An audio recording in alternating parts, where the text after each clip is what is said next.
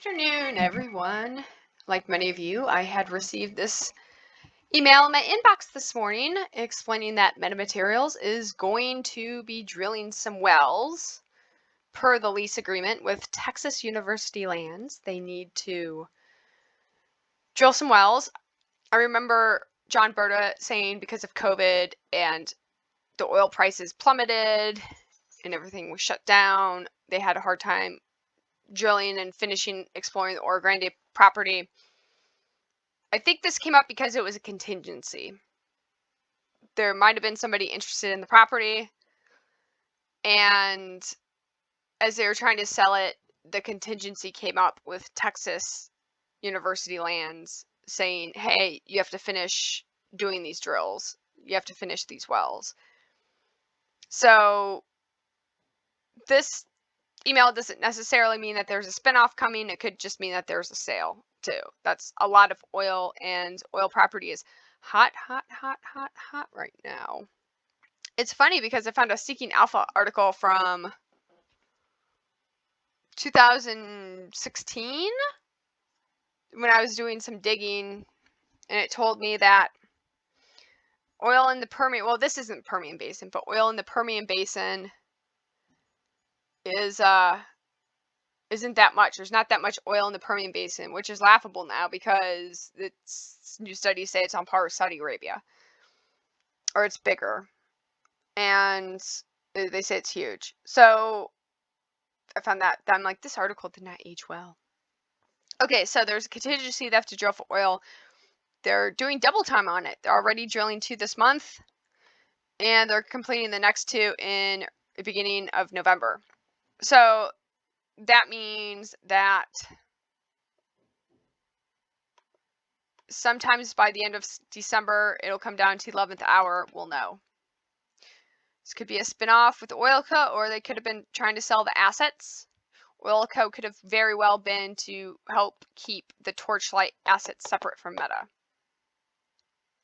We shall see. I don't rule out EIG. They could still purchase this property along with a number of players I've talked about earlier. But with drilling, I made me think of this guy because he's in the market for some methane for his rocket ships. He says, don't worry about it. But he had his own oil lease in South Texas. He got in trouble for it. There's a big court battle. But he was trying to get methane for his rocket ships. He's very much, I'll produce everything. I'll have my own integrations to produce everything, my own suppliers.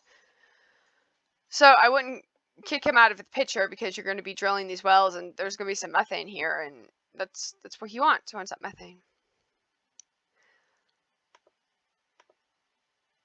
Here's Sage Geosystems. People, this could be a spinoff with Sage, but Sage isn't really in oil. From a business standpoint, I think selling the oil is much more valuable and a better business ideology right now. From a business standpoint, sell the oil, and then once that's completed, because those wellheads don't last forever. They're for a few years. You drill a wellhead, it's for a few years. Then you can go down vertically or horizontally, drill a new wellhead, get some more oil out. For those who have oil leases, natural gas leases, that's how it is. It's a declining return. For example, like the first year they'll pay you maybe $500,000, and then the next year they'll pay you like $250,000 because there's less and less gas and oil. Same thing, I think. Once an area is done with the wells, then Sage Geosystem can come in. I think that'll be much later. There's plenty other wells that Sage can come in and do. If you have looked into them, they like to use existing infrastructure. They have a very smart business model that uses current infrastructure with the oil, and it was founded actually by former executives of Shell. I talked about last video Masterson, how he worked for Shell, and these people also worked for Shell, and they started Sage, so they already have connections, just like this tree, different connections and roots with the oil industry. Very easy for them. Okay, that's my DD. I think also, if you look on this map, here's the lease, the Orogrande. Over here's El Paso. Up here's New Mexico. Founders is the other part of the lease working interest owner. Torchlight has 66%. A big other partner is McCabe, who's also on Torchlight. Founders is a third partner. And then I think 1%, maybe Pandora is still in it. There was Pandora Energy originally in this, but they may or may not still be in it. And that little white dot, that's actually Husbeth. I was seeing some people starting to dig, seeing my video. Husbeth is Torchlight.